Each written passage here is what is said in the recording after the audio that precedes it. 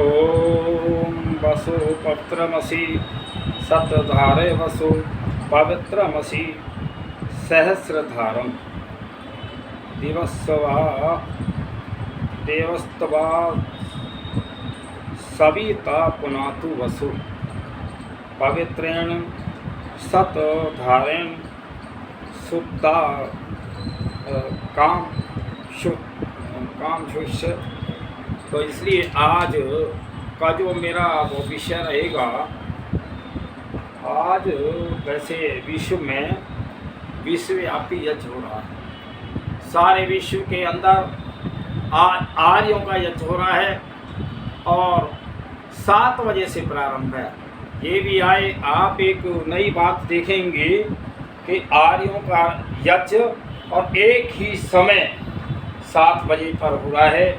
तो इसलिए भाई मैं आज यज्ञ पे ही चर्चाएं करूंगा कि यज्ञ से हमें क्या लाभ है, तो यज्ञ के ना करने से क्या हानि है। इस प्रकार से आज की मेरी वीडियो होगी। पर्यावरण की रक्षा के लिए यज्ञ का वैज्ञानिक स्वरूप विश्वव्यापी। आज आर्यवी दर्शन पर ये चर्चाएं रखूंगा कि यज्ञ से हमें क्या लाभ है और यज्ञ के ना करने से हमें हानि है। इसलिए देखिए, यज्ञ के 2 लाभ हैं जिनका जिक्र हम यहाँ करेंगे। पहला प्रकृति पुरुष को लाभ, दूसरा सामाजिक पुरुष को व्यक्तिगत लाभ। हम यहाँ उसके आध्यात्मिक और सामाजिक विशेषताओं को बात नहीं है करेंगे, यहाँ तक कि पर्यावरण शुद्धता का संबंध है और व्यक्तिगत आरोग्य और वायुमंडल की शुद्धता, ये दोनों बातें पर्यावरण की और तहत बड़ी आवश्यक हैं। तो हमें अगर यह पर्यावरण आज जो रोग बढ़ रहे हैं, उसका कारण मूल जो है पर्यावरण की शुद्धता ना होना है। तो ये यज्ञ से पर्यावरण शुद्ध होता है और यज्ञ से के करने से घर का भी वातावरण शुद्ध हो जाता है और बीमारियां भी नहीं आती हैं। तो यहाँ जब तक यज्ञ व्यवस्था थी तब तक मनुष्य समुदाय सुखी था, लेकिन जब यज्ञ संस्था को विकृति प्राप्त हुई और उसमें नाना प्रकार की बुराइयां आ गईं, यह उपकारक संस्था और लोप होती चली गई। हमारे यज्ञ हवन छूट गए। तो उसके महात्मा बुद्ध और महात्मा महावीर ने इस विकृत यज्ञ व्यवस्था के विरुद्ध विद्रोह किया कि यज्ञ नहीं होना चाहिए। तो यदि स्वामी दयानंद की तरह ये दोनों महापुरुष यज्ञ के असली मकसद को ढूंढ निकालते तो आज यह यज्ञ संस्था लुप्त न होती, बल्कि उसका वैज्ञानिक स्वरूप और निखार दुनिया के सामने आता। अस्तु विवेच्य विषय है यज्ञ का वैज्ञानिक स्वरूप। तो देखिए, हम यज्ञ से हमें लाभ क्या हैं, यज्ञ का वैज्ञानिक स्वरूप क्या है, उस पर भी एक चर्चा रहेगी। पहले यह बात आ ही गई कि पदार्थ कभी नष्ट नहीं होता। कोई भी पदार्थ है दुनिया का नष्ट नहीं होता। अगर ये पदार्थ नष्ट हो जाते तो जब से सृष्टि बनी है 1,96,08,53,000 और 127 वर्ष। अब जैसे जल है, जितना खर्च होता है जल, अगर जल खर्च होता निमटता तो जल रहता ही नहीं इतने समय में। तो भाई तो इसलिए पदार्थ का थोड़ा सा परिवर्तन हो जाता, रहता वही है। इसी प्रकार जो यज्ञ के करने इससे जो लाभ है, पहले ये बात आ गई कि पदार्थ कभी नष्ट नहीं होता। पदार्थ का रूप परिवर्तन हो जाता है। सृष्टि में हर पदार्थ विभिन्न अवस्थाओं में विद्यमान रहते हैं। जमीन पर पानी द्रव्य रूप में रहता है और वही ठंड प्रदेशों में बर्फ के रूप में रहता है, और वही वायुमंडल में वाष्प रूप में रहता है। तो एक ही पदार्थ के 3 रूप हुए। इसी तरह अग्नि में जो भी हम स्थूल पदार्थ डालते हैं, अग्नि अपने स्वभाव अनुसार उसे सूक्ष्म पदार्थ में तब्दील कर देती है। साधारण लोग इसे नष्ट कर देना समझते हैं। तो देखिए, यज्ञ में अनेक तरह की औषधियाँ डाली जाती हैं और वे सूक्ष्म होकर 3 जगहों पर जाती हैं और अपना असर दिखाती हैं, अर्थात पृथ्वी, अंतरिक्ष और देवलोक। तो देखिए, जो पृथ्वी पर यज्ञ में डाली गई घृत युक्त और औषधियाँ मनुष्य, प्राणी तथा वनस्पतियों पर प्रभाव डालती हैं। जो हम पृथ्वी पे यज्ञ करते हैं तो ये औषधियाँ सारी वनस्पति, मनुष्य और सब प्राणियों को लाभ करती हैं। फिर आता है, हे विद्वान लोगों, और आप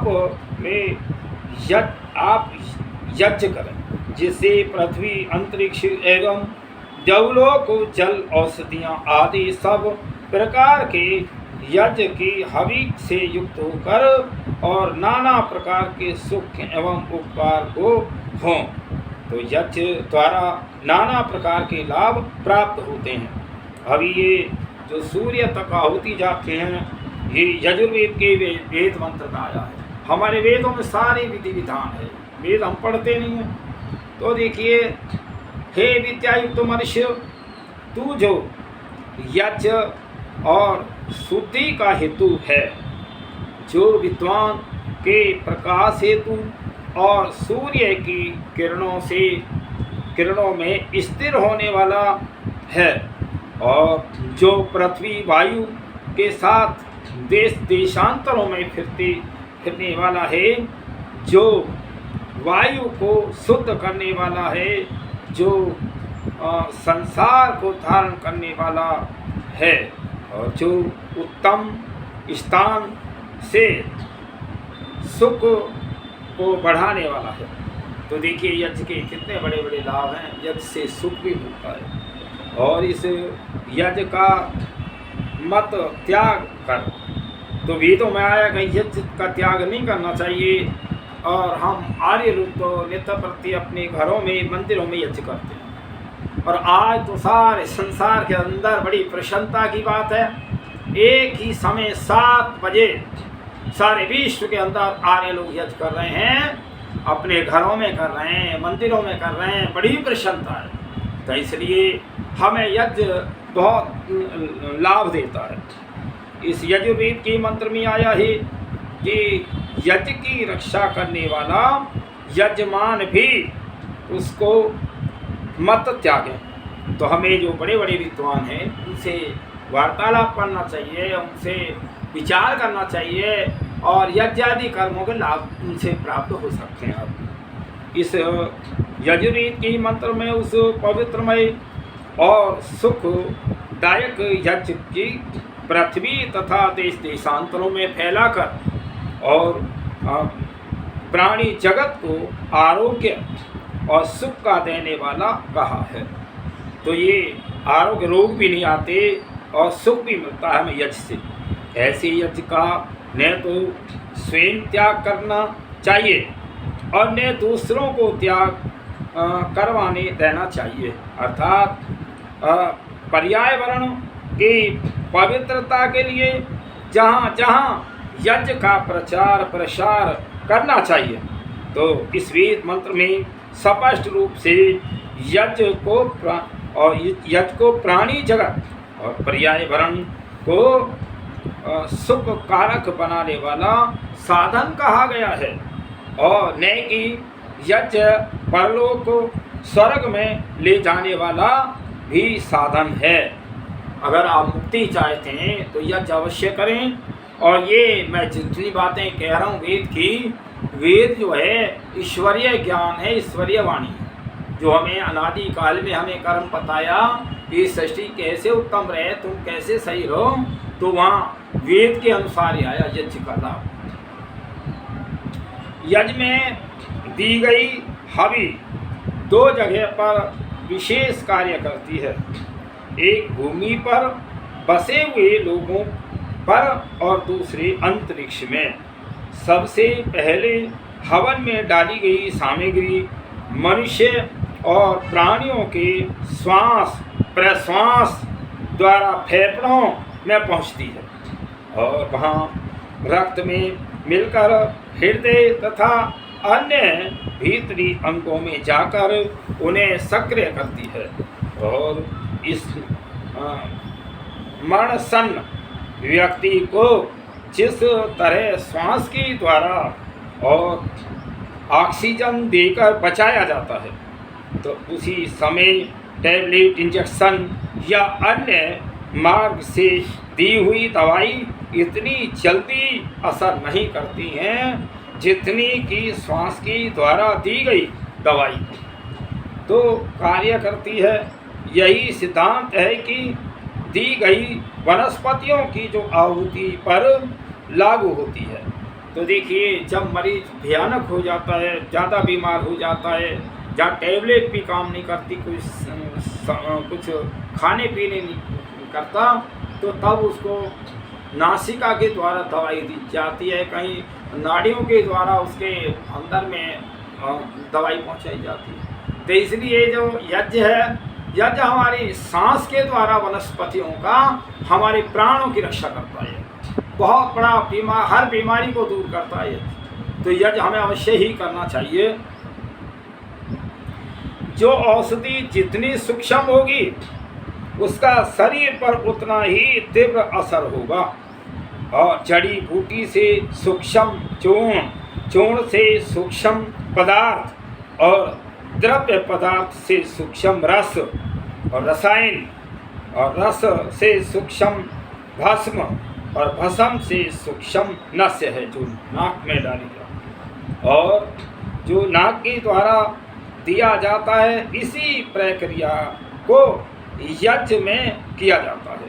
तो देखिए, यज्ञ की सामग्री ऐसी होती हैं, जैसे रोग भी दूर किए जाते हैं और जैसे जैसे यज्ञ हो वो रोग हो उसी प्रकार की सामग्री जो डालते हैं बनाते हैं तो रोग दूर हो जाते हैं। लेकिन हम समझ नहीं रहे यज्ञ की प्रक्रिया को, आगे नहीं बढ़ा रहे। तो इसलिए यज्ञ जो सबसे श्रेष्ठ उत्तम कार्य है, यज्ञ के करने वाले ही मुक्ति प्राप्त करते हैं। तो देखिए, यज्ञ का एक वो है कि एक अमेरिका के एक वैज्ञानिक ने देखा जी यज्ञ में से लाभ क्या है। तो एक हॉल था, बहुत बड़ा बिल्डिंग थी, वो 27, 36, 14 और 22 वर्ग फीट का वो मकान था।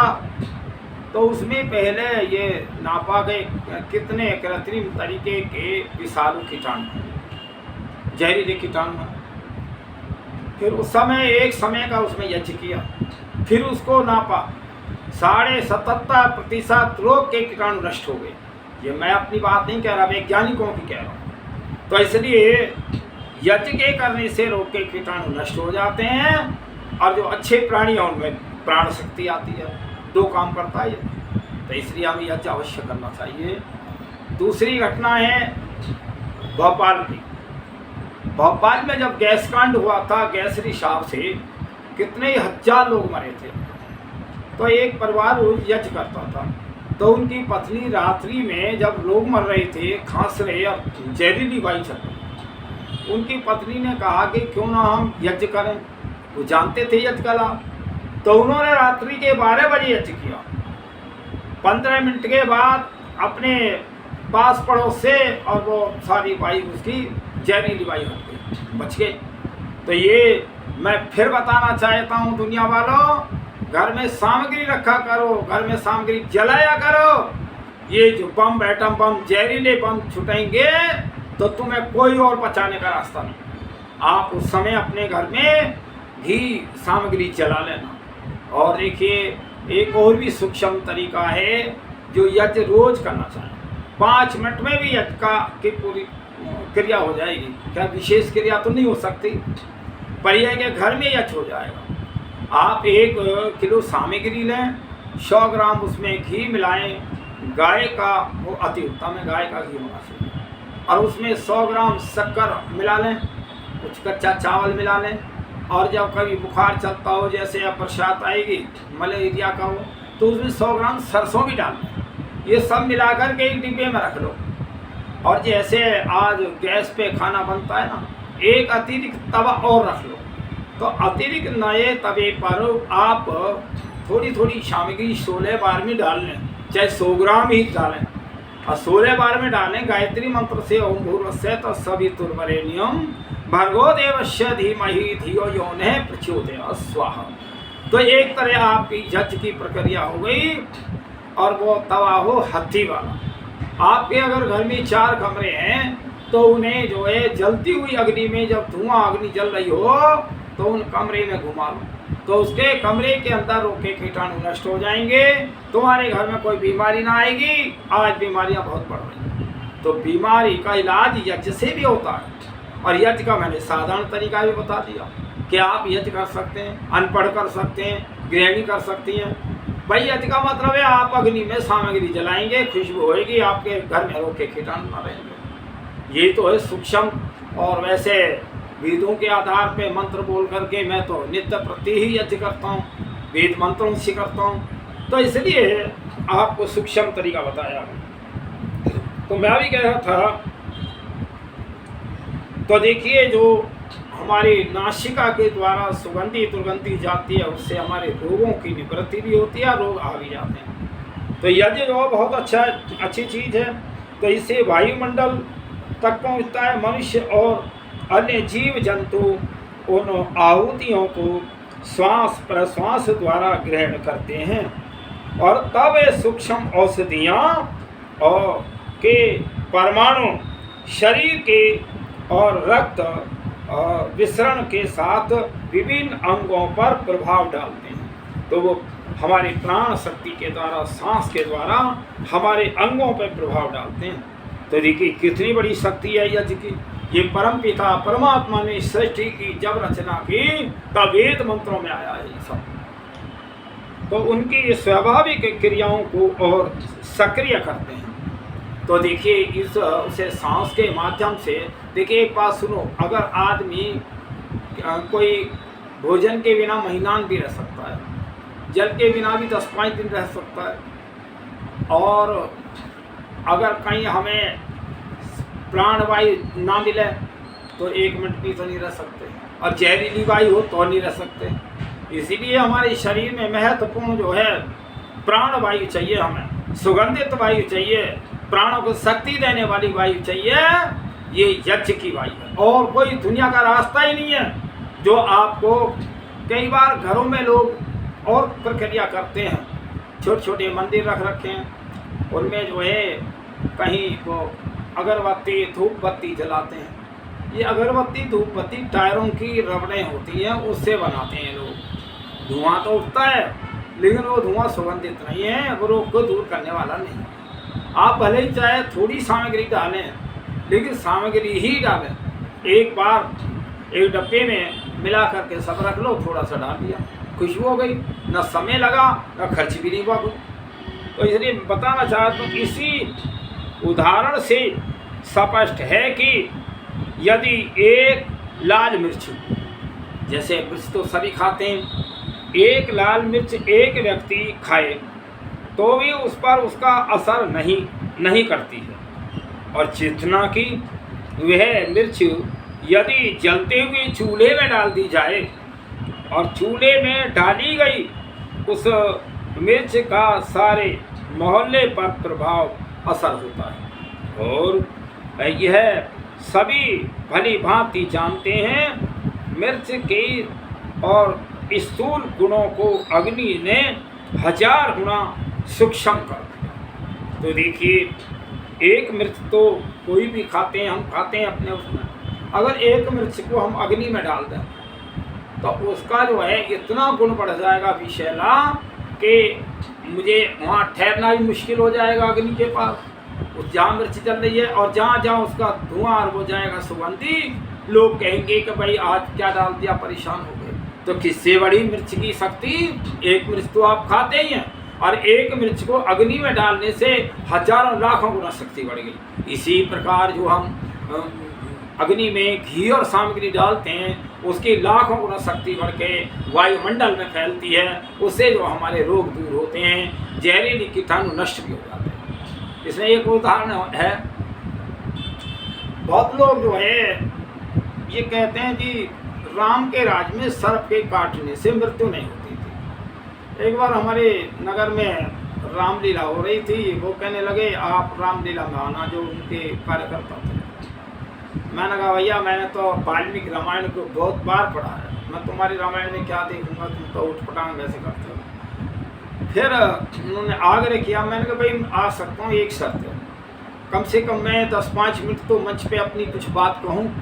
बोला जी कह लेना। तो मैंने उस समय एक बात कही थी, वैसे तो 20-30 हज़ार लोगों में आवाज़ जा रही थी, माइकें लग रही। तो मैंने कहा भाई जो मेरे प्रश्न का उत्तर दे दे तो मैं 10,000 का इनाम कर दूंगा। मैंने कहा राम के राज्य में सर्प के काटने से मृत्यु क्यों नहीं होती थी, बस इतनी बात थी। अब सारे स्तंभ रह गए, कोई जवाब ही नहीं था। वो जो रामायण के पात्र थे, कार्यकर्ता थे, उनसे भी कहा, तो वही मेरे से हाथ जोड़ने लगा जी हमें तो इस बात का पता नहीं।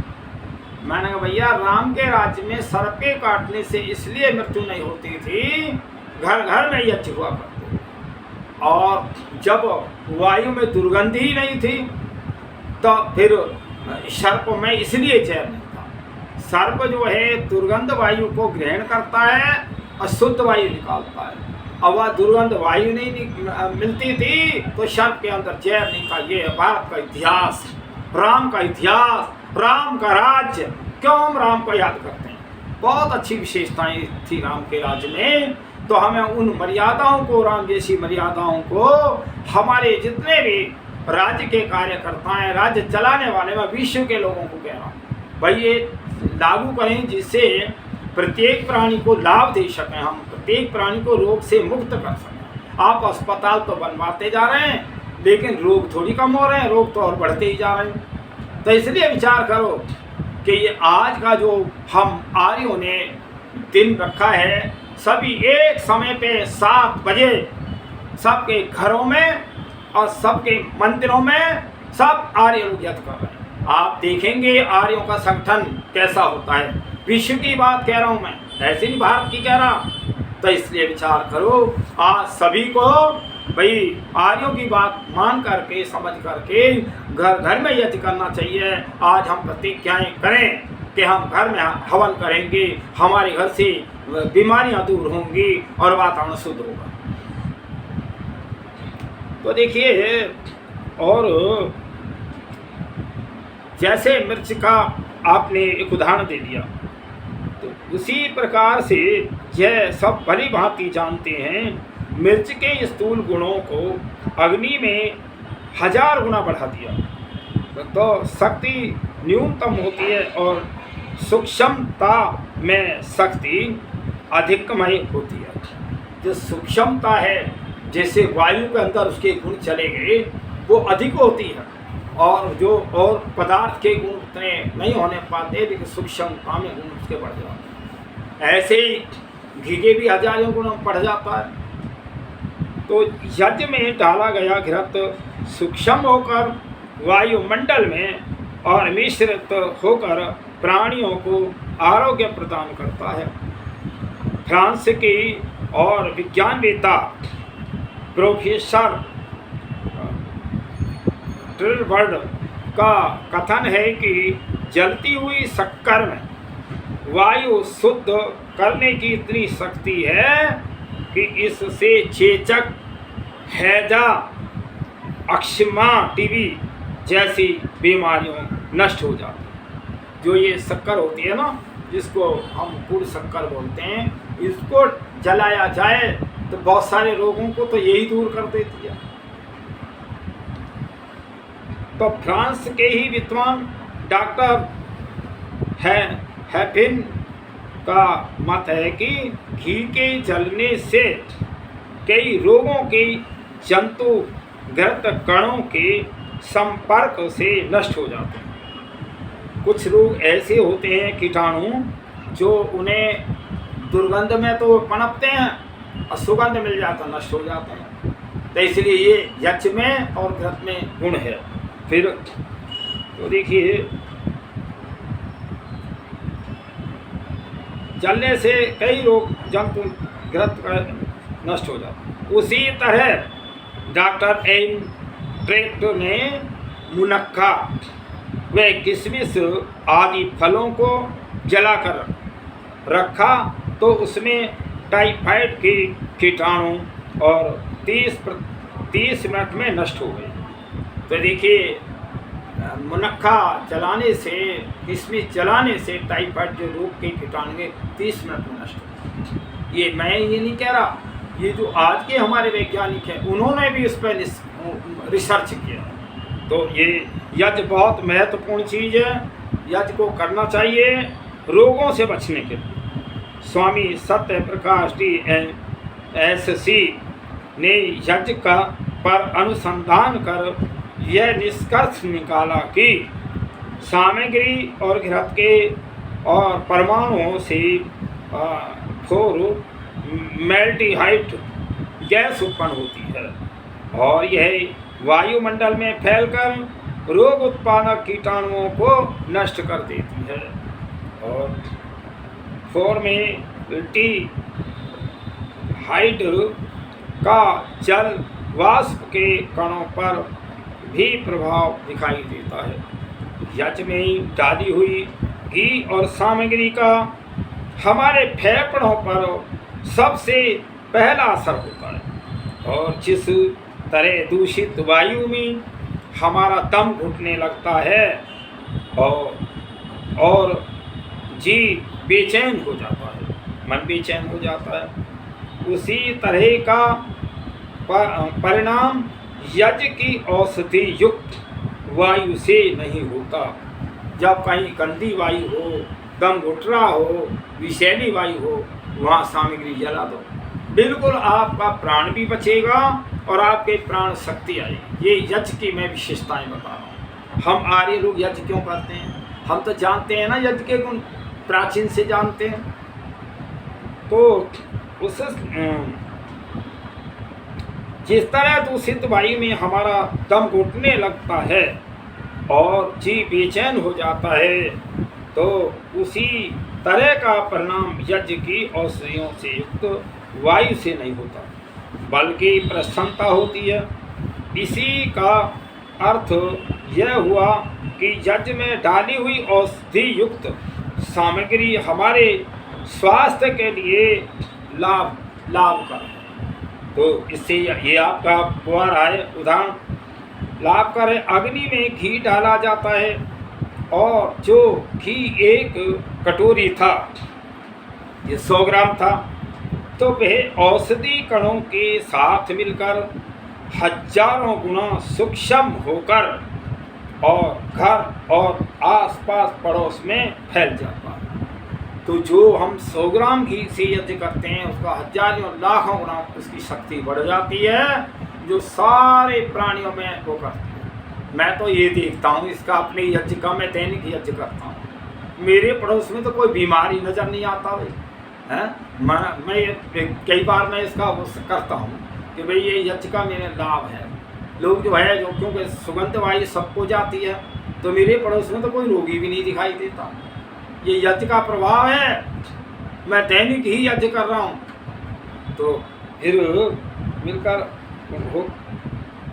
सामग्री में गूगल, जायफल, जावित्री, मुनक्का, कस्तूरी के साथ अगर तगर, श्वेत चंदन, इलायची, तुलसी, जटामासी और छलपुड़ी, लौंग, नागरमोथा, कपूर, कचरी, कश्मीरी धूप और ये सब पदार्थ सुगंधि को बढ़ाने वाले होते हैं और तथा घृत दुग्ध फल कंद अन्न चावल गेहूँ उड़द शक्कर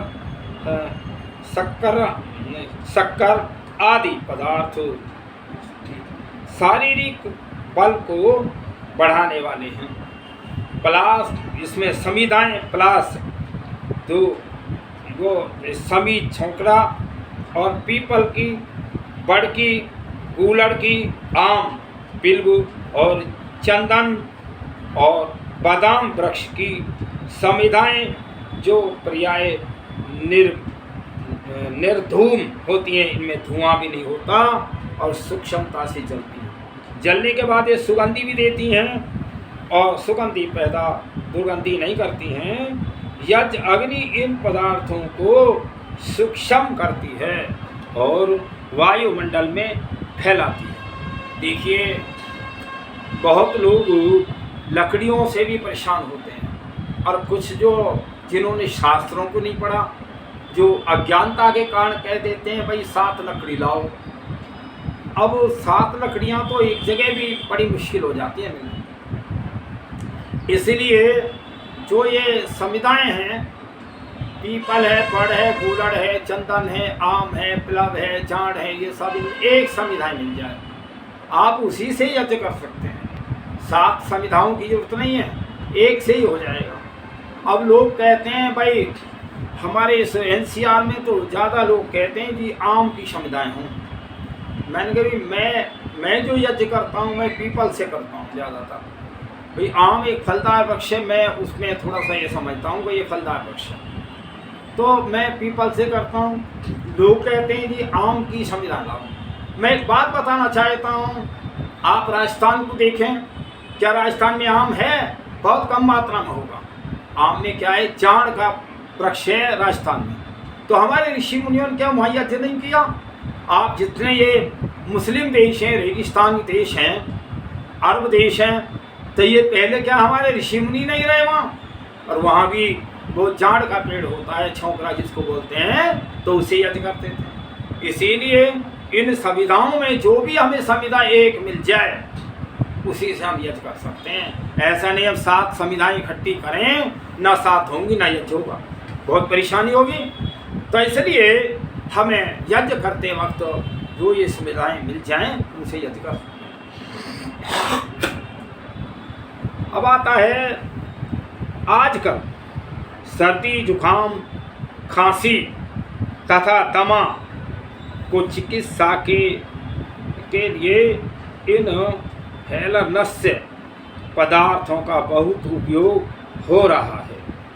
यज्ञ से उठने वाली औषधि युक्त वायु और एक प्रकार से और इत्हेलर का भी काम करती है।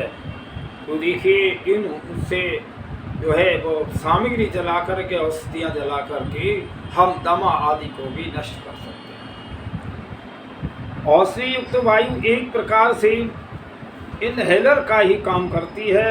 डॉक्टर सर्दी जुखाम में और उबलते हुए पानी में थोड़ा और विक्स और क्रीम आदि डाल के कपड़े से ढककर और श्वास लेने की सलाह देते हैं। तो वो क्या है, जो उसमें विक्स वगैरह डालते हैं गर्म पानी में, उसकी भाप के अंदर जो उसकी खुशबू होती है और दवाई जो भाप के द्वारा अंदर चली जाती है, तो हमारे फेफड़ों को ताकत देती है।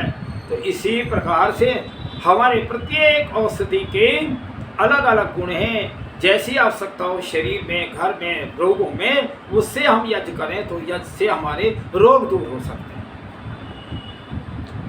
अतः श्वास के द्वारा की गई चिकित्सा से कोई इनकार नहीं कर सकता। सिर्फ हमें यह ध्यान रखना चाहिए कि यज्ञ में डाली जाने वाली और पारंपरिक औषधियों या वनस्पतियों की समिधा के अलावा अन्य और औषधि युक्त वनस्पतियों के प्रयोग में हमें नहीं करना चाहिए। तो जो हमें जो यज्ञ के लिए समिधाएँ हैं, उन समिधाओं में हम अपनी यज्ञ करें और औषधियाँ डालें। अगर आप और अन्य प्रकार की औषधियाँ डालेंगे तो जलने के बाद उनकी जो दुर्गंध होगी, जो उनका गुण होगा वो आएगा। तो इसलिए हमारे ऋषियों ने अनादिकाल से ये संविधाएं बताई हैं, इनके द्वारा हमें यज्ञ करना चाहिए। तो देखिए, अन्य औषधियाँ वनस्पतियों के प्रयोग भी हमें करना चाहिए यज्ञ को, और प्रयोगात्मक रूप में इसे देखना चाहिए, न कि एक स्थिर और कर्म कांड के रूप में। अग्निहुतम हवि सम्यकम आदित्यम उपतिष्ठति। महर्षि मनु कहते हैं कि अग्नि में डाली गई हवि सूक्ष्म होकर वायुमंडल में फैल जाती है तथा देवलोक की ओर अग्रसर होती है। एक एक आहुति सूर्य तक जाती है, वायुमंडल में फैलती है। ये महर्षि मनु कह रहे हैं। और यूकेलिप्टस से निकलने वृक्ष से निकलने वाले तेल पर अनेक प्रयोग किए गए हैं, ये दवाइयों में काम आते हैं। तो इसलिए हमें प्रत्येक औषधि का गुण है, ऐसा नहीं है कि नहीं। तो हमें उनके गुणों की जांच करके जैसी जो आवश्यकता है उसको हम करें।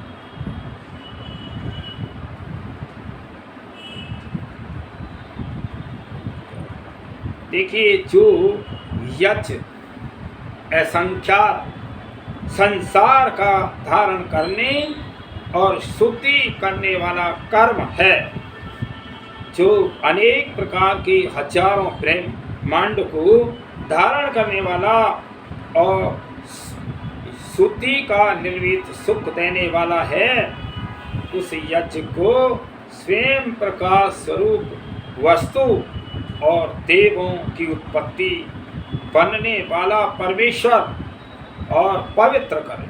तो हम परमात्मा से प्रार्थना करते हैं, हे जगदीश्वर, आप हम लोगों से सविता जो यज्ञ है उस शुद्धि के निमित्त वेद के विज्ञान बहुत विद्याओं को धारण करने वाले, वेद और अच्छी प्रकार पवित्र करने वाले, और यज्ञ से हम लोगों की पवित्र कीजिए। और तू वेद की श्रेष्ठ वाणियों से और कौन कौन सी वाणी के अभिप्राय को और आपसे मन में पूर्ण करता हूँ, चाहता हूँ। तो हम परमपिता परमात्मा से चाहते हैं कि वो हमें आत्मशक्ति दे परमात्मा, और यज्ञ करने के लिए। मैं तो जब यज्ञ करके निमटता हूँ प्रभु, तो मैं तो परमात्मा को धन्यवाद देता हूँ, हे परमपिता परमात्मा, मैंने यज्ञ तो किया है लेकिन मेरा तो इसमें कुछ भी नहीं है। ये अग्नि भी आपकी है, घी भी आपका है, सामग्री आपकी है, संविधाएं आपकी है, और जो ये शरीर दिया है हे परमपिता परमात्मा, ये भी आपने दिया। तो मेरा क्या है? मैं तो निमित्त मात्र, ये साधन मिल गया, मैं अपनी आत्मा के कल्याण के लिए शरीर मिला, और जो यज्ञ के पदार्थ परमात्मा ने दिए वो भी मेरे आत्म कल्याण के लिए दिए। इसलिए हर मनुष्य को यज्ञ करना ही चाहिए। और यज्ञ की मैंने एक सरल विधि भी बताई, आप ऐसे भी कर सकते हैं। तो इसलिए इस मंत्र का तात्पर्य है कि यज्ञ के सैकड़ों प्रकारों से हम संसार को पवित्र और शुद्ध बनाए रखें। जो यज्ञ स्वरूप परमात्मा सहस्रों ग्रहों उपग्रहों को धारण किए हुए है, वही यज्ञ स्वरूप परमात्मा और ब्रह्मांड को पवित्र और शुद्ध रखकर सुखमय बनाए। यज्ञ के माध्यम से हम वेद रूपी पवित्र वाणी से और परिचित हों तथा वेद विचारों की रक्षा करें। तो इसलिए देखिए, एक वेद यजुर्वेद के वेद मंत्र का अर्थ है कि हे ऋतुज मनुष्य, तुम जो अग्नि से बढ़ा हुआ और कुटिलता रहित होम के योग्य पदार्थों का धारण करना है, उसको बढ़ाओ, परम किंतु किसी समय में और उसका त्याग मत करो। भाई यज्ञ जो है ऐसे ऐसे भी हैं कि जो यज्ञ की अग्नि सैकड़ों सैकड़ों वर्ष से जल रही है, यज्ञ अग्नि समाप्त नहीं हुई। तो इसलिए जैसे बहुत बड़े यज्ञ पहले प्राचीन में महर्षि ध्यान ने कराए, उनकी अग्नि को लेकर के आज भी अग्नि प्रज्वलित है।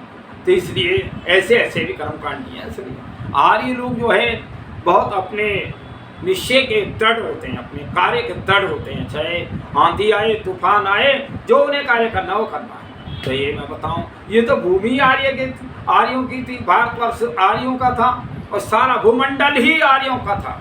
क्यों? परमात्मा अनादि काल में जब सृष्टि की उत्पत्ति की तो परमात्मा ही आदेश देता है कि मैं सारा राष्ट्र की भूमि आर्यों को देता हूँ।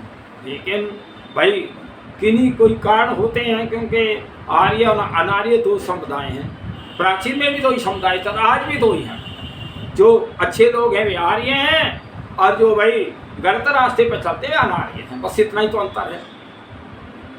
लेकिन ये दो विचारधारा के लोग पहले भी थे। तो यहाँ कहते हैं ऋषि कि अग्नि से बढ़ा हुआ और कुटिलता रहित होम के योगी पदार्थों को धारण करना है, उसको बढ़ाओ, किंतु किसी समय में और उसका त्याग मत करो।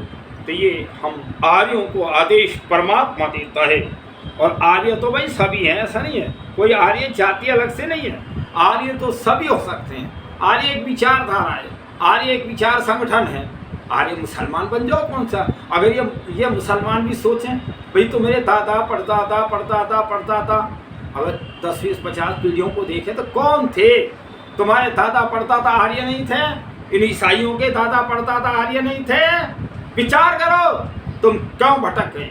मैं तो कई बार घोषणा कर चुका हूँ, आज फिर घोषणा कर रहा हूँ। मैं तो ये कहता हूँ भाई तुम किसी तरह से तुम घर से निकल गए, भटक गए, आज फिर आ जाओ, तुम्हारा घर है, ये तो तुम्हारा देश है आर्यों का। इसलिए संसार के लोगों आर्य मत को अपनाओ, आर्य विचारधारा को अपनाओ।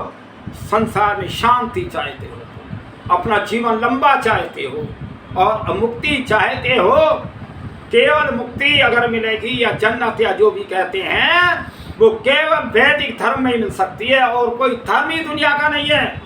कोई ढोंग पाखंड कितना ही अपने को बताए, ना कहीं के बाबा के आशीर्वाद से मिले, ना कहीं मुल्ला मौलवी के आशीर्वाद से मिलेगा, और ना ही कोई ईसा मसीह जो ईसाई मत है उसके आशीर्वाद से नहीं मिलेगा। शुभ कर्मों से मिलेगा। शुभ कर्म करना तो केवल आर्य लोग जानते हैं। शुभ कर्म की गति क्या होती है, शुभ कर्म होता कैसा है। तो इसलिए विचार करो, तुम आर्यों की बात को समझो और आप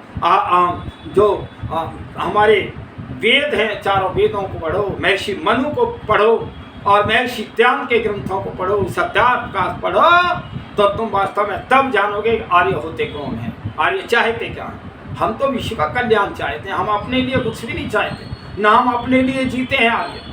आर्य तो कल्याण करने के लिए जीता है, भलाई करने के लिए जीता है। तो मैं भी कह रहा था कि छोड़ें, इस मंत्र में स्पष्ट रूप से आया है कि अग्नि में डाला गया पदार्थ परिवर्तित होकर सूक्ष्म बन जाता है, सूक्ष्म बन जाता है। स्थूल होने से कोई भी पदार्थ वायुमंडल में नहीं फैल सकता।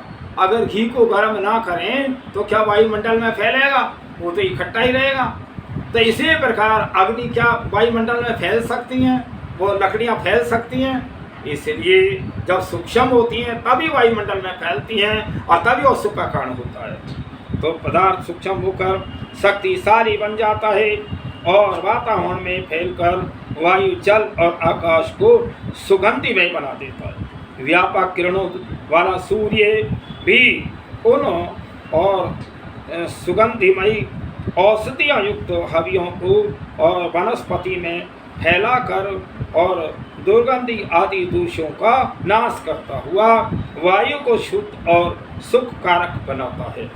तो मैं एक बात बताऊं, एक बार महर्षि देव दयानंद से लोगों ने प्रश्न किया, समझिए एक बात बताओ, तुम यज्ञ की बहुत बात कहते हो, अभी जो 100 ग्राम का यज्ञ करते हो, अगर एक आदमी आए खाए तो उसमें कितनी ताकत आ जाए, और तुमने ये घी जला दिया। महर्षि देव दयानंद कहते हैं अच्छा एक बात बताओ, तुम कितने लोग हो? कि जी हम 50-60 लोग हैं। तो अच्छा दाल कितनी बनाते हो? 5-6 शेर, मतलब उस समय शेर था। शेर की तोल, और ये लगभग 900 ग्राम का शेर होता था ये, कि हम 5-6 शेर दाल बनाते हैं। तो फिर उसमें आप हींग कितना डालते हैं? भाई वो ज़्यादा ज़्यादा 5 ग्राम घी। और तो क्योंकि हींग का जो तड़का लगता है वो घी में डाल करके लगता है, तो क्या वो सारी दाल सुगंधित हो जाती है? हाँ, सुगंधी आती है।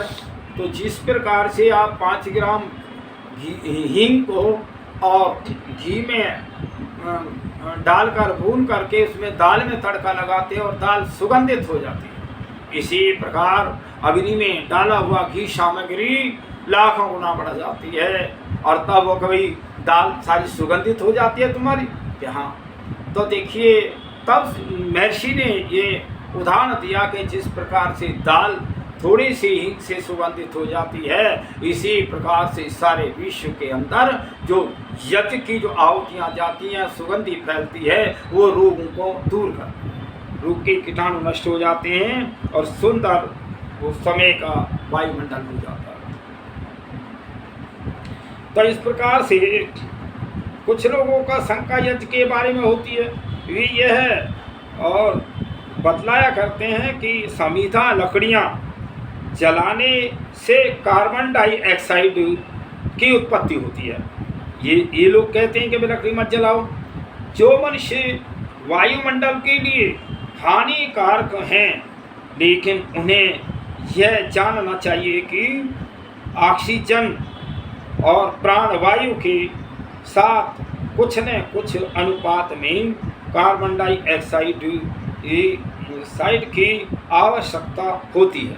तो होती है कुछ, तो देखिए कार्बन डाइऑक्साइड की भी होती है।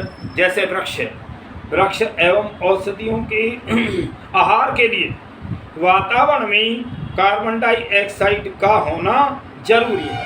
अभी देखिए कि जैसे आप पहले से अभी मानता है हिंदुत्व में तो भाई पीपल के पेड़ को नहीं काटना चाहिए और धागा वागा लपेटते ताकि पीपल ना काटा जाए। पीपल के वृक्ष में एक गुण है, पीपल का वृक्ष कार्बन डाइऑक्साइड जो इस प्रकृति की गंदी वायु उसको लेता है और शुद्ध निकालता है वो। देखिए कितना हमारे वृक्षों से परमपिता परमात्मा भी हमारी रक्षा कर रहे हैं, लेकिन हम समझ नहीं रहे उस परमात्मा के विज्ञान को। जिस तरह भूमि को उपजाऊ बनाने के लिए और मल पदार्थों से उत्पन्न खाद का होना आवश्यक है, उसी तरह और जंगलों के बढ़ने और पोषण में कार्बन डाइऑक्साइड का होना भी का परिणाम होना जरूरी है। तो इससे जो धुआं निकलता है वो वृक्षों के काम आता है। इतना अवश्य ध्यान में रखा जाना चाहिए कि यज्ञ के द्वारा प्राणवायु के साथ और शुद्ध वनस्पति औषधियों का और सजीव प्राणी के लिए जितना आवश्यक है उतनी ही संहिता और सामग्री का यज्ञ में प्रयोग किया जाए, नहीं कि दम घोट देने वाले तक संहिताओं का प्रयोग किया जाए और यज्ञ में कार्बन डाइऑक्साइड के साथ कृत और कण और सुगंधित पदार्थों के सूक्ष्म कण होते हैं जो मनुष्य, गौ, पशु आदि प्राणियों के रोग कीटाणुओं को नष्ट करते हैं। तो शरीर के रक्त भीषण में फैलकर औषधि युक्त वायु भीतरी अंगों को सक्रिय और पुष्ट करती है। तो देखिए सांस के द्वारा यज्ञ की सुगंधी हमारे अंदर के अंगों को पुष्ट करती है और भीतरी अंगों को और पुष्ट बनाते हैं। इससे और बढ़िया साधन और क्या हो सकता है। आज के विज्ञान ने मनुष्य के आर्थिक विकास के बारे में सोचकर कल कारखानों का निर्माण तो किया है, लेकिन और मनुष्य के स्वास्थ्य बनाए रखने के लिए ऐसा कौन सा साधन बताया है? तो इसलिए जिससे यह हमेशा निरोग रहे। हाँ, इतना जरूर है कि बीमार हो जाने के पश्चात उसे ठीक करने के लिए नई नई चमत्कारिक औषधियाँ और इजाद की जाती, और लेकिन रोग फिर भी ठीक नहीं होते। तो इसलिए कुछ नहीं किया जाए। यह बात तो वैदिक और पर्यावरण आदि ही जानते हैं कि विज्ञान युग का मानव इससे गुजरने वाला है। अतः यह सोच कर ही दोनों में प्राकृतिक और देवताओं के महत्व को बतलाया गया है तथा ईश्वर से सुख और शांति के लिए याचना की गई है। तो देखिए, मैंने जो यज्ञ होता है उस यज्ञ के गुणों पे चर्चाएं की और यज्ञ के लाभ बताए। और आज तो बड़ी प्रसन्नता की बात है कि आज सारे विश्व में यज्ञ हो रहा है।